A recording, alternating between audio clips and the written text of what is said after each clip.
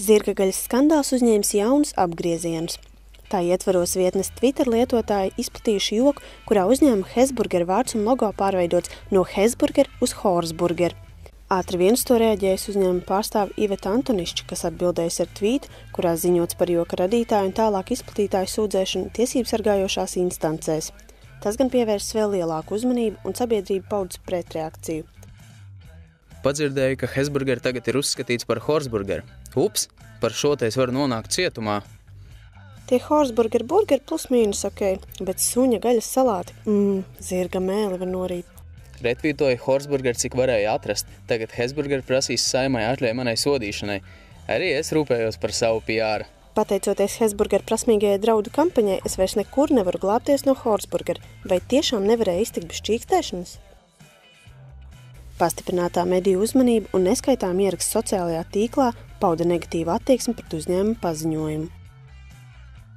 Bet varbūt tā vēlme apturēt Horsburger mēmi patiesībā bija stratēģija popularizēšanai.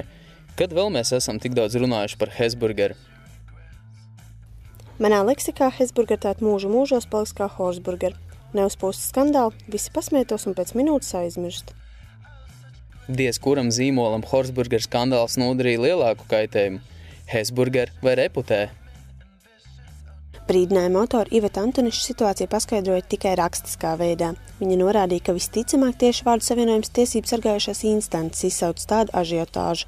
Antonišķa uzskata, ka ar joku ir pārkāpts autortiesību likums, parodējot un sasaistot uzņēmuma logo ar globālo pārtikas krīzi. Tiesa savādākās domās ir sabiedrisko attiecību speciāliste Inga Latkovska, piebilstot, ka rīcības var bijusi neadekvāta, tādējādi radot tikai jaunas parodijas. Es vispār, godīgi sakot, neredzu jēgu, kāpēc šī jēzga ir aizsākusies. Viens pajokoja, mēs varam diskutēt par to, vai tas ir asprātīgi vai nav asprātīgi, vai tas ir ciniski vai nav ciniski, bet tāda reakcija manā uztverē ir pārspīlēta un arī neatbilstoši, starp citu, manuprāt, tai kopējai tādai uzņēmuma komunikācijas formā, jo Hesburger ir ļoti atvērts, ļoti komunikabls uzņēmums, manuprāt.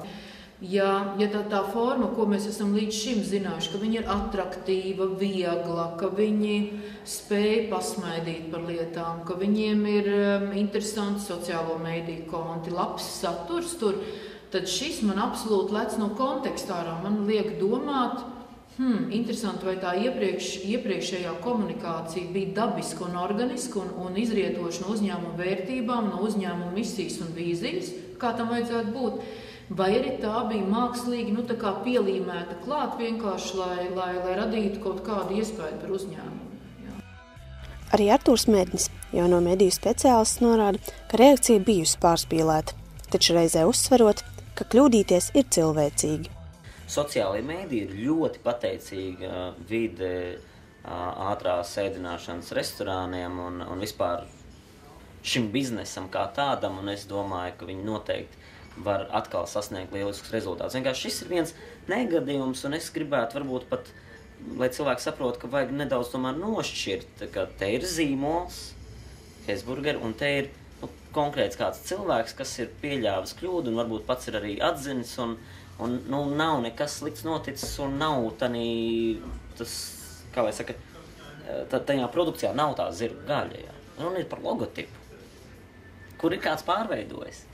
Un kāds cits ir uzņēmies institīvu labu gribēdams visdrīzāk, jo, ja tā ir viņa PR aģentūra, viņi jau neko slikti negribēja. Viņi vienkārši saprot, ir svētdiena, vajag kaut kā reaģēt, un